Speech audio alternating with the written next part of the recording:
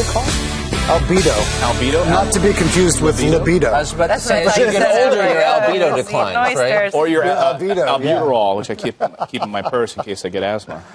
Yeah. Yeah. All right. So is this big storm not too much to worry about anymore? Is it moving east or? Well, the kind of weird thing about this is TV likes to call things specific things because it makes sense, like a storm. Mm-hmm. But this is not really a storm. It's just cold air. But there's an area that got a storm, but so the cold is hanging on. So people keep on saying. So the storm is still here, but it's not a storm. But you know how when you're in Denver, they're always bragging about how temperate their climate is, and we're a mile high, but really every day is a sunny day. It's always nice here, but it's below zero now. So they've been lying basically about the temperate climate. Denver is a city that has extremes. Real rapid changes in their temperature. So it's very normal for them to be like, I feel like I was just a Beyonce or something at the thing. There's ringing in my ear. It's like, but then the producers can't control you. They can't control. I know. That's what yeah. Denver can go from 60 one day to 8 degrees the next day, and then 40 the next. It has kind of a bipolar weather. Total bipolar. Yeah. When I lived in Montana, and it's mountains on the side. It's the direction of the wind. If wind comes down a mountain slope, it heats up. That happens very quickly. If the wind comes another direction and it's going in another way, it will cool down. What's the coldest place you all have ever lived?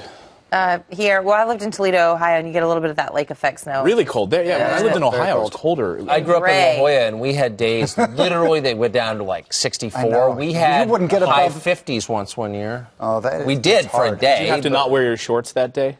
No, but it had a real effect of the grass was much less springy the next day. Right. Some of the palm trees didn't seem quite as turgid as they normally do. The avocados weren't as ripe? They weren't. Well, for a day. I mean, it wasn't that big a deal, but we suffered, you know. And you're still dealing with it now. No, I am. A little PTSD from that. What about you? I've lived in Nebraska as a kid, and it was very cold there. But 2 years ago, I was in Breckenridge, and doing a really big cold snap, and it was minus 26. Oh. And I was so excited. Yeah, air temperature. I was so excited because I'd never been in that cold of a temperature. Like?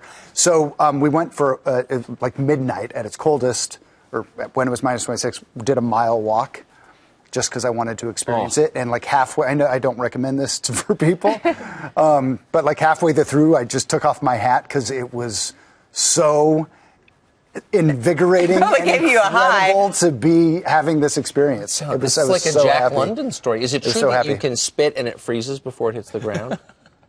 Probably. Yeah, makes sense. That's pretty cool. I'm going, though, to Yellowknife, Canada for New Year's, which is far northern Canada, and I'm hoping to break the minus 26. Are you drilling? Is it skiing? We were talking about it's one of the best places to see the northern lights. So committed are you? Are you going to find a favorite tree there? Are you really doing that? Yeah. 5 days. Are you going to Are you going to go by sled dog? That is one of the activities to do there. Will be dog sledding. No super excited. way. That's like the national sport of Canada, isn't it? I think it is. I think that's hockey. Or is it hockey? No, but I just wanted to say, assuming now. Rick is like the most like granola guy in a suit I've ever met. And I saw on Twitter on Thursday, on Thanksgiving, he tweeted out something about the parade. My favorite this by my favorite tree. And I said, you have a favorite tree? He's like, I always have favorite trees in every city. What's your favorite tree? There's one in Central Park. It's at 77th and Central Park West. It's the one tree on the northeast corner. And evergreen dogs have that like deciduous. It depends. No, mostly it's deciduous. Yeah. I mean, it's possible for there to be a favorite evergreen. Do you like conifers? Do you prefer a conifer? No, he's a deciduous man. I don't. I like deciduous. I'm a conifer guy. Are you I like really? the white pine. Yeah. I grew up in them, and they were not interesting to me in general. So the few deciduous trees we had to me were amazing. Well, of course, you know what else is not interesting? Pattern. This. Sorry. That's going to do it for our After the Show show. We'll see you. Thank you, Clayton. As he euthanizes the After the Show show. Put it out of its misery.